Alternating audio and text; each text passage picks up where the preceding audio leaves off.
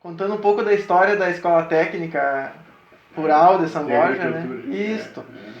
E também um pouco do que vivenciou da história da nossa educação aí do nosso país nos últimos anos. Poxa, pensei que era mais São Borja. Como foi a criação da Escola Técnica em São Borja? Pois é, aí nós temos que voltar um pouquinho no tempo. Porque antes da criação da escola, nós alunos, né, estávamos na ETA em Viamão.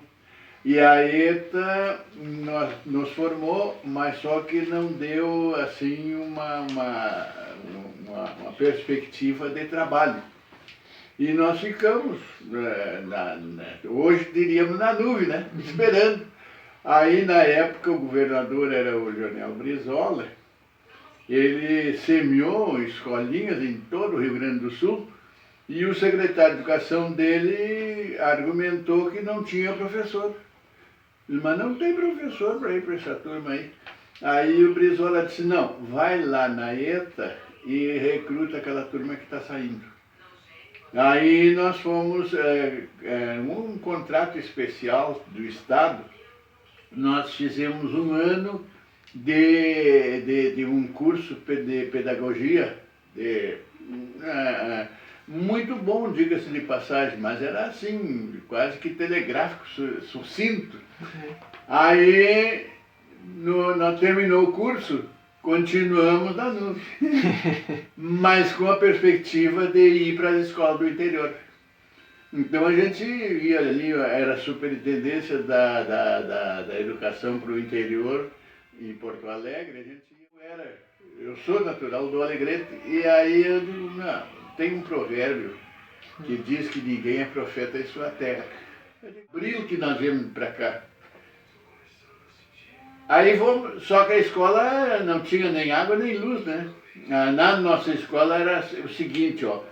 O nosso, na época, o Serafim era prefeito de São Borja, o Serafim Dornelles Vargas era prefeito de São Borja, e ele tinha inclusive aquela área ali era dele, compreende? E ele mandou construir uma escolinha não era propriamente escola, era um patronato. Ele queria juntar a gurizada ociosa da periferia para dar instrução, alimentação, saúde, enfim.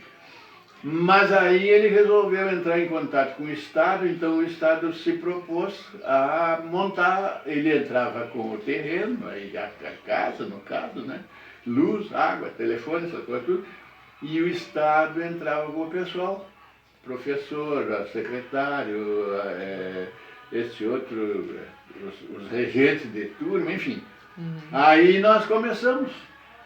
Só que nós tivemos um ano de 59, um ano em trâmites para fundar, para criar a escola, né? Com o nome que tu falaste agora, de Escola Técnica de Agricultura, só que a turma dizia patronato, porque a ideia inicial era patronato, então diziam lá no patronato, durante muito tempo se falou no patronato. E aí no ano seguinte, também, começamos a lecionar em abril do ano 60.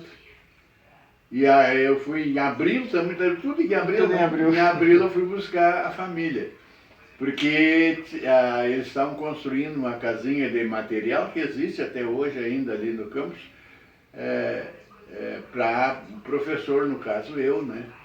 E eu fui instalado numa dessas casas modulares, enquanto não ficava pronto, ficou pronta no ano seguinte a casinha. Formada a escola, já os funcionários já entraram, né? O administrativo, o diretor administrativo, então, e o diretor, no caso, era o Paulo Marques Viana. Mas tinha a escola, dentro da escola tinha o setor de agricultura e o setor de pecuária. O setor de agricultura ficou comigo, eu fiquei de chefe de agricultura. E o outro da pecuária ficou com outro colega, que era de Uruguaiana. Pedro, depois inclusive foi diretor do colégio. Pedro Eduardo Zácaro, que depois foi criada a nossa FAFISB aqui, que era a Faculdade de Filosofia, Ciências e Letras, que era também uma extensão de Santa Maria. Inclusive, quando eu fiz pedagogia plena, eu fiz na FAFISB. E quando nós recebemos o Canudo, foi o reitor da Universidade de Santa Maria, o Mariano da Rocha. Estava sendo criado no Estado o plano de carreira do professor. Então, uma das condições que a gente tinha que apresentar era um curso superior. Compreende? Então, eu já estava fazendo pleno, já estava terminando, inclusive. E aí, já encaminhei. Eu peguei o diploma de manhã, de tarde já encaminhei para Porto Alegre.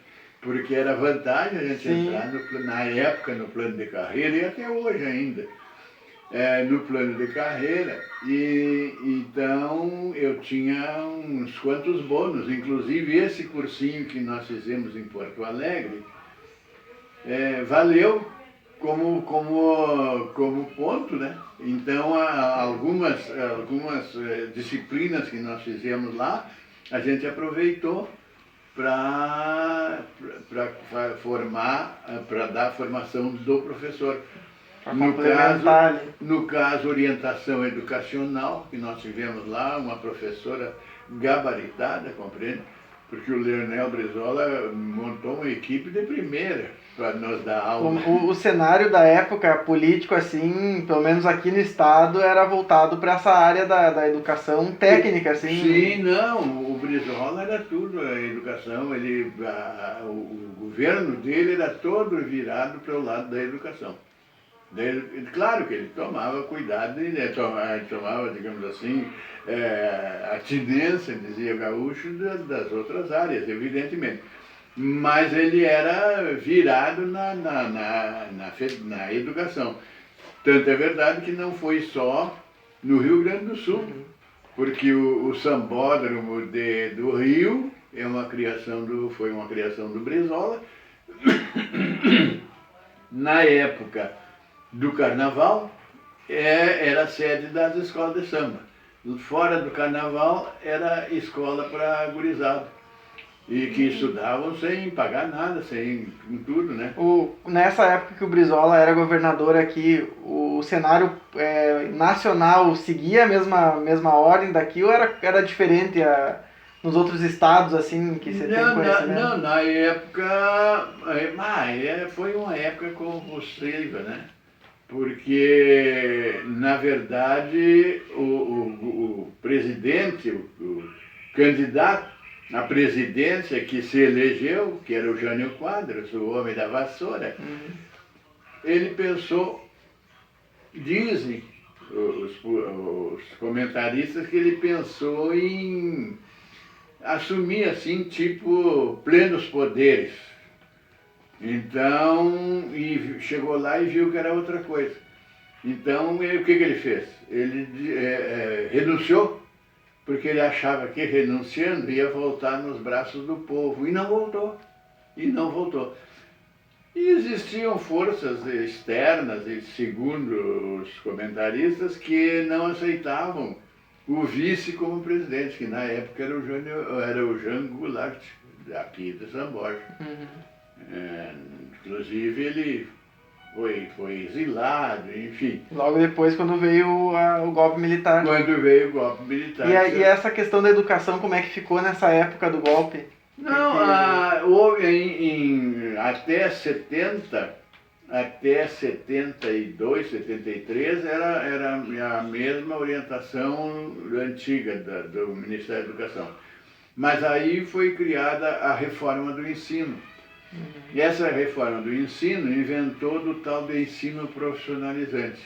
Disse que os criadores do profissionalizante diziam que no caso o jovem, ele terminava na época o chamado científico e não tinha o que fazer, não tinha nada de colocação de serviço, de emprego, enfim. Aí foi criado os chamados cursos profissionalizantes, Então transformaram o antigo científico numa espécie de escola rural. Somente que foi feito no papel, mas não passou para a prática. Nós, por exemplo, que éramos, na época que nós éramos da área técnica, nós ficamos quase um ano, só ia lá, batia o ponto e ia para casa. Era o nosso apelidário de comissório. Porque nós não tinha aula, não tinha nada, né? Então, e eu tive assim a observação, não sei se sorte ou o que é, que na época a diretora, que era a professora Maria Zambuja, ela precisava de um professor de biologia. Porque o professor de biologia, ele não era professor formado, ele era dentista. E ele foi transferido, resolveu ir para Santa Maria e deixou. Aí ela juntou os técnicos que estavam coçando a barriga e disse, olha, eu estou precisando de um professor de biologia.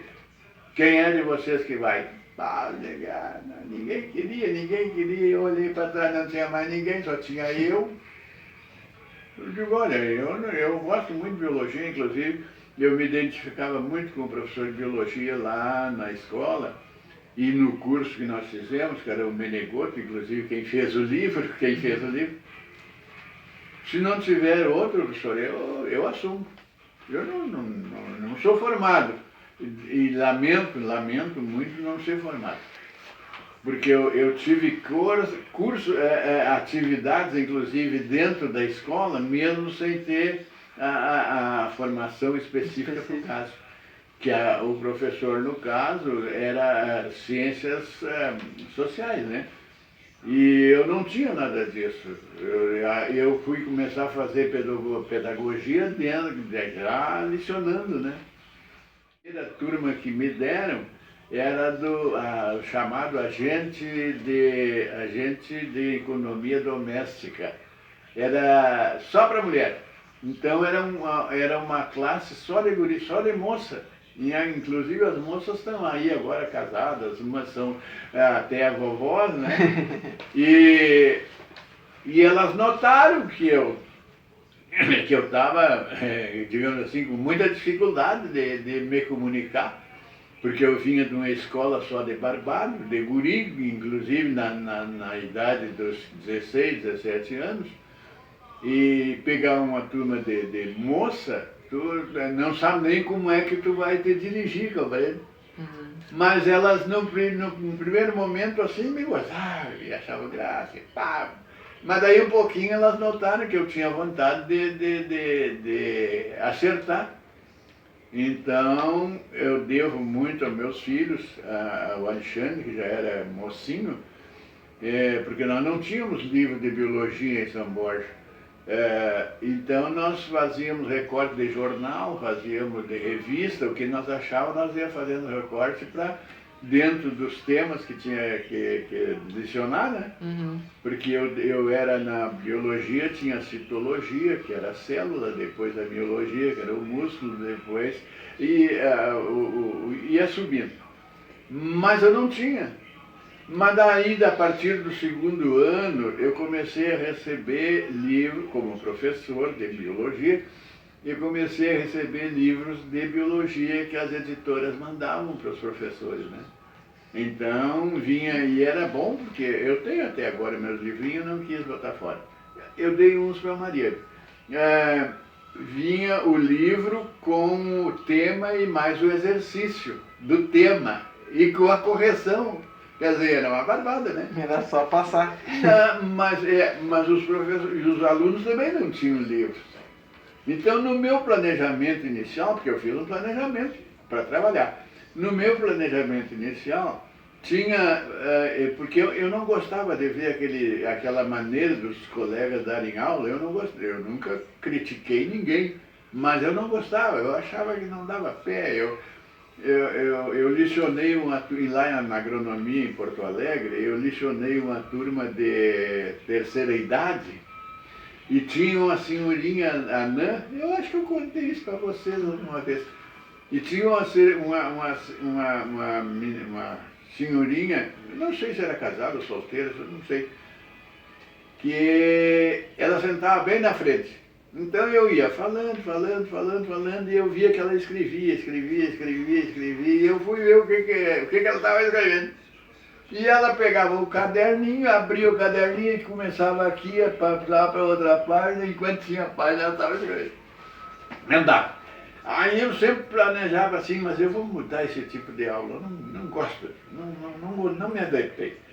Então o que eu fiz? Como não tinha para o aluno nada, né? Então eu preparava a aula, fazia, na época existia o chamado mimeógrafo, que era o computador de hoje, né? O computador de hoje era o mimeógrafo antigo.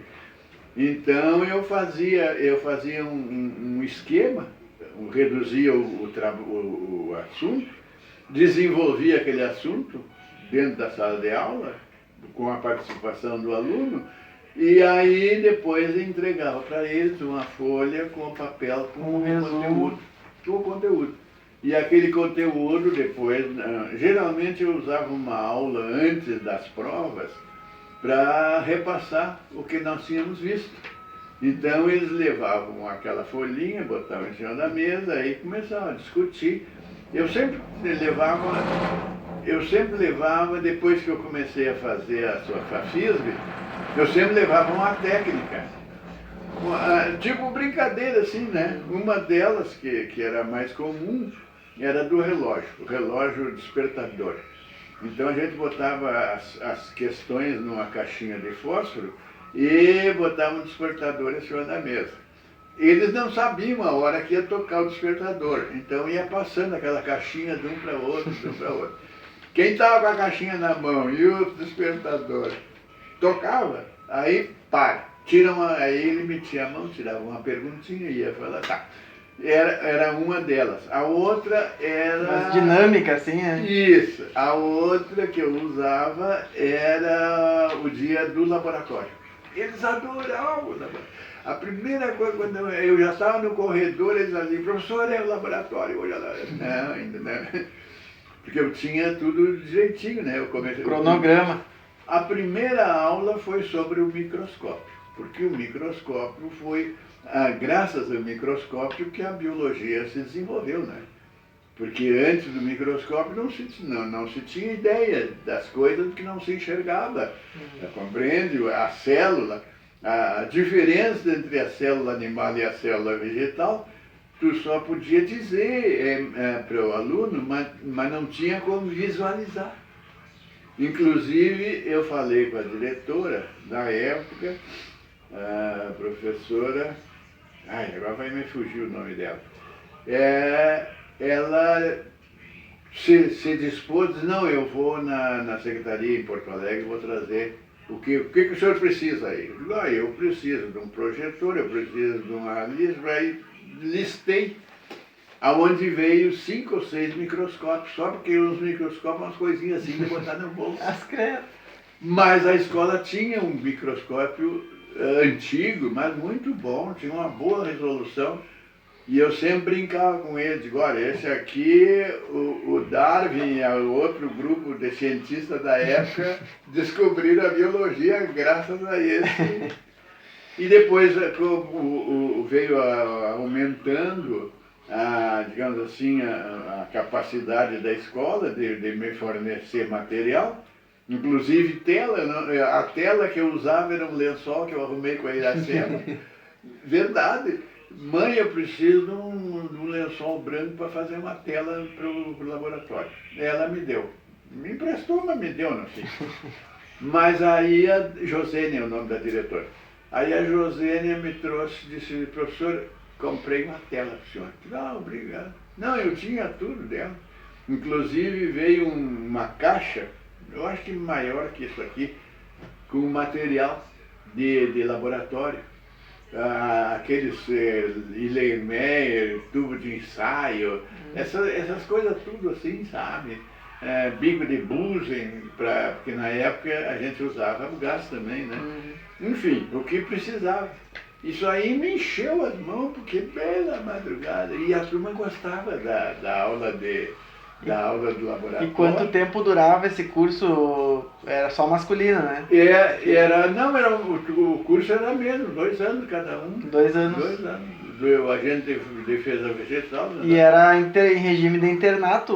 Não. Os... Não era. Não era não internato. Tinha internato. O internato era só lá na escolinha. Mas aí a escolinha, a escolinha durou até 72, 73 e fechou. Fechou. Inclusive nós tínhamos porco, nós tínhamos galinha, nós tínhamos uma horta que era dirigida por um senhor chamado Jacques, Esmelindo Jacques, né? E, então, que a gente comia pé de alface, pensava que era repolho, porque ele fazia desse tamanho. E aí tinha uma rotina assim no dia dos alunos lá? Nós ia lá, era aí, de manhã era aula teórica dentro da sala de aula e de tarde era prática. Então a gente distribuía enxada, machados, conforme o negócio, para o alunado e ia para o serviço. E os horários, assim, tinha depois capela, mais janta, mais algum estudo? Às 3 horas da tarde tinha o chá, era chá, café, não sei o que. A janta de noitezinha, depois tinha das 7h30 às 9h, tinha aula obrigatória, não era aula, era estudo obrigatório. O aluno, mesmo que não quisesse, que fosse dormindo e deitado nos braços, mas ele tinha que estar dentro da sala de aula. Então, depois tocava o sinal, tinha 15 ou 20 minutos para higiene pessoal, para essas coisas, né? E para o alojamento, e 10 horas fechava tudo. E o vigia da noite, nós tínhamos um vigia, né? E o vigia da noite cuidava para que houvesse disciplina, silêncio e tal. E como nós morávamos no colégio, eu e a Iracema, tudo o problema que dava lá, professor, os alunos estão lá fazendo briga de travesseiro, agora eu vou lá. Aí eu ia lá, botava todo mundo de pé na rua, e eles começavam, professor, deixa eu dormir, estou com sono. Até a hora você estava esculhambando, fica sentadinho aí, fica quietinho aí, sentava nos calcanhares. E aí as disciplinas, assim, que eram dadas, o que tinha de cadeira, assim? Não, as disciplinas eram letras, né? Português. No início teve uma aula de francês, porque a parte de agricultura, principalmente a de adubo, de solo, dessas coisas, não existia livros em português, era tudo em francês. Então nós tínhamos noção de francês, mas formar frases e tal, para ler. Conseguir ler ali. Mas logo terminou. Eu acho que havia carência de professor de línguas. Nós tínhamos só.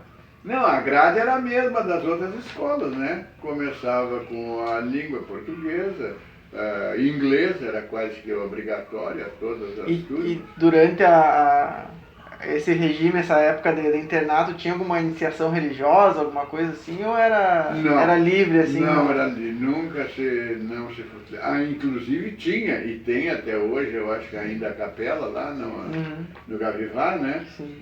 Tinha a capela onde o padre e as outras confissões que quisessem participar. Mas eu acompanhei algumas vezes, embora não fosse de confissão católica, porque a minha família era toda da metodista, meu pai era metodista, a mãe era metodista, e nós, do domingo, tinha a chamada escola dominical, que a gente vestia a melhor roupinha e o alpargatinho ia para a escola. E na escola tinha um caderninho que a gente estudava os principais momentos da vida de Jesus. E durante muitos anos eu ainda, depois não sei onde é que foi aquele caderninho, eu conservei o caderninho. Sim. Então a gente chegava, quando perguntava qual é a sua profissão, qual é a sua da igreja, eu digo, eu sou metodista. Eu fui criado como metodista, né? Mas não era nada obrigatório que seguisse aquela parte católica ali, né? Não era obrigatório. Não era obrigatório, era opcional. Se quisesse assistir, assistia. E durante a escola técnica tinha... Como é que funcionavam as punições, assim, quando Você fazia alguma coisa que não podia, que era fora? Tinha a parte disciplinar, né? A orientação educacional, que atendia essa parte aí. Geralmente, quando o cara pisava na bola, ele era chamado lá e, dependendo da gravidade, ele era suspenso por 2 dias, 3 dias, ou então era comunicado à família para tomar... E se não era da cidade, aquele aluno, como é que funcionava a suspensão? Ele seguia dentro da escola, mas ficava suspenso das atividades? Ou... ele continuava no colégio. Mas havia pouca rebelião, porque os alunos na época eram mais mansinhos, né? E a maior parte era de pessoal do interior, assim, mais das zonas rurais, ou tinha... outros municípios, inclusive, nós tínhamos alunos de Porto Alegre, alunos de Rosário, alunos de Bagé. E aí podia escolher se queria Maria, pecuária ou agricultura, eram as duas... Eram separados, inclusive, esses alunos do exterior, do exterior de São Borja, né? Eles vinham na época da escola, porque tinha comida, tinha médico, só não tinha enfermeiro ainda. Depois teve enfermeiro uma época, o seu Luiz foi enfermeiro, um outro cidadão que era enfermeiro mesmo, o Piantá. E aí, no caso, quando havia doença de menino, tinha uma enfermaria, era uma sala com, não sei, com 6 ou 8 camas, uma coisa assim, e o médico, geralmente quem atendia, não era regular, mas ia lá, era o Mauá Ferreira. O doutor Mauá que atendia a gurizada quando estava com problema de saúde, porque guri na época de 12, 13, 14 anos, geralmente era problema de garganta, problema de ouvido. Qual era a faixa etária? Tinha uma idade mínima para entrar? Ou... Não, era. Não parece que era mínimo 12 anos. E até aí. Sim, aí 2 anos de curso. 2 anos de curso. Eram bem jovens. 15 anos e iam embora. Depois que saíam, que é deformados, assim, eles já passavam para outro tipo de formação, assim, claro. que chamavam de ginásio, como é que era? Ou iam direto para o mercado de trabalho já? Não, iam direto para o mercado de trabalho, quando não acontecia, né? Porque, na verdade, eles eram formados técnicos para trabalhar no meio rural. E com pouca idade, já com 15 anos já tinha formação. Não, mas o detalhe é que o fazendeiro não achava que era melhor dar para o capataz, para o peão, que era analfabeto, mas que entendia daquele negócio, sabia quando é que tinha que capar, sabia quando é que tinha que dar vermelho, tá compreende? Porque o peão de distância não precisava saber ler, escrever, ele sabendo curar bicheira, prática e capar e essas coisas, ele assumia, né? Então o fazendeiro geralmente achava que não valia a pena botar técnico. Chega os que ele tinha, que era a pionada, que a maioria das vezes era criada na própria fazenda, compreende? Era filho do peão mais velho, ou então sobrinho, enfim. E que assumia o trabalho na fazenda. E o cara não precisava saber ler nem escrever, ele sabendo laçar. Então, geralmente, quem se formava tinha que seguir os estudos para alguma outra área. Para ir para a área técnica já era mais difícil. Para outra área.